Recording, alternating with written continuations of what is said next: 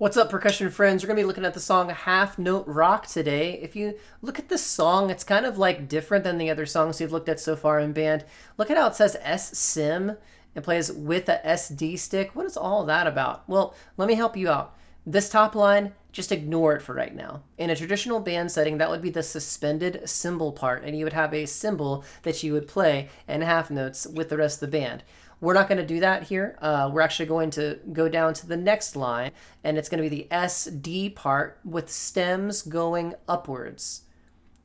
Note that all of the notes are upwards, except for the whole notes here that don't have a stem, but everything else is going to be pointed upwards. The bottom part is called the bass drum part, and we're not going to be worried about the bass drum part either. We want to make sure that we are ignoring that when our practicing is happening. Why do they do this, Mr. Butler? Well, because this is how the line looks in the book. And the teacher usually has to explain this to the students in real time. But for virtual purposes, I've got to do it here. So SD, and we're going to be playing those quarter notes, that top half note. Okay, now that we've settled that, the next thing we need to do is talk about the rhythms. So what are we dealing with here? What kind of rhythms are these black-headed notes? They're called quarter notes. That's right. And how many beats do quarter notes get? One. Right. So this will be like ta, ta, ta, ta, ta. What about this one? This is a what kind of note? A half note, right. It's a half note, and it gets 2 beats, but we can't play 2 beats on a snare drum. You just have to count through it. So when you go to play it, make sure that you're thinking to yourself, 1, 2, and then what do we have next? We have rests, right? How many rests? What kind of rest is that called? Half rest, and how many beats is it? 2, right. So you're going to hit, hold, rest, 2. So it's going to sound like this. Ta, rest, rest. Ta, hold, rest, rest. Okay. So from the beginning, it'll sound like this. Right, left, right, left, right, hold, rest, rest. Good. And then the next section will be off the left, same rhythm in the measure 3. When you get to measure 4, though, we've got a what kind of note? Ooh, we haven't seen this before. It's a whole note. Right, it's a whole note, and it gets 4 beats of hold. So when you play these 2 measures, it'll sound like this. Left, right, left, right, left, hold, 3, 4. It's important that you hold through that whole note so that you don't enter on the next right hand early. Now here, in these 2 measures, they have it written as half notes, right? So hit, hold, rest, rest. Kind of like the hit, hold, rest, rest here, but instead we've got to do 2 hit holds before we get to the rest, rest. So these 2 measures will sound like this. Hit, hold, rest, rest. And then our last 2 measures will be hit, hold, hold. This is a whole note, just like it was over here. Okay, so what I would do at this point, actually, let me demonstrate those last 2 measures, and then I'll let you practice. Ready, go. Hit, hold, hold. Okay, so practice with me, pausing the video and rewinding as needed, and then we're going to try the whole thing from beginning to end. Okay, now that you're back, we're going to check out the tracks. The my part is going to sound pretty nuts in terms of how much is going on. You're going to hear bass drum, snare drum, and suspended cymbal. Check it out.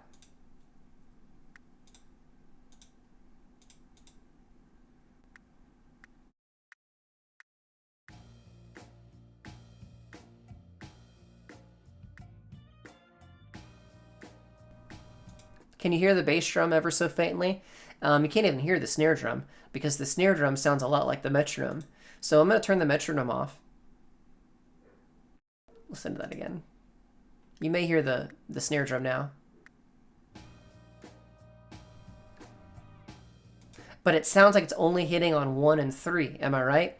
Okay, so this is where things get confusing. You're going to have to just practice with me and trust yourself when you play. What I would do if I were you is I would turn the accompaniment off, turn the my part off, and turn the metronome on and just count like crazy. Let's try it from the beginning.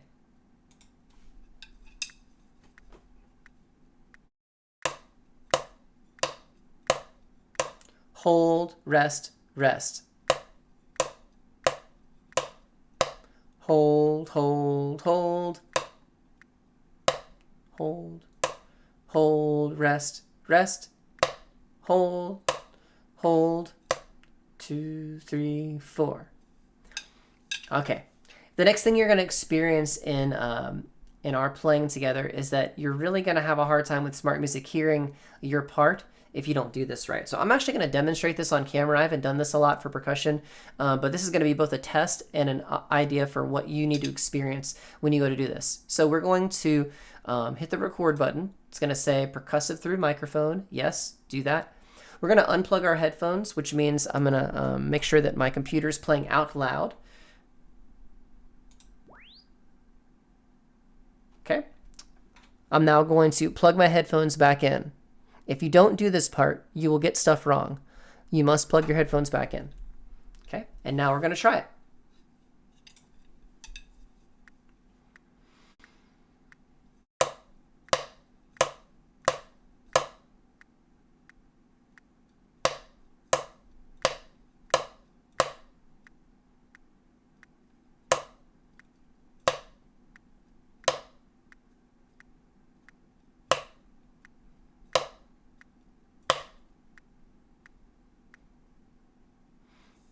Okay, so you'll notice that I missed measure 2 and I missed the 7th measure. But Mr. Butler, you played it perfect. Yeah, I did. Let's take a listen to it. Yeah, I don't hear any issues with that. So if you end up recording and you sound perfectly in time, notice that when I go to play, I'm actually playing soft on the recording.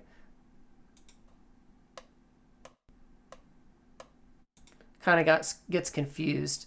Let's try it one more time. And I'm going to move the pad closer to the mic. I'm also going to play pretty loud.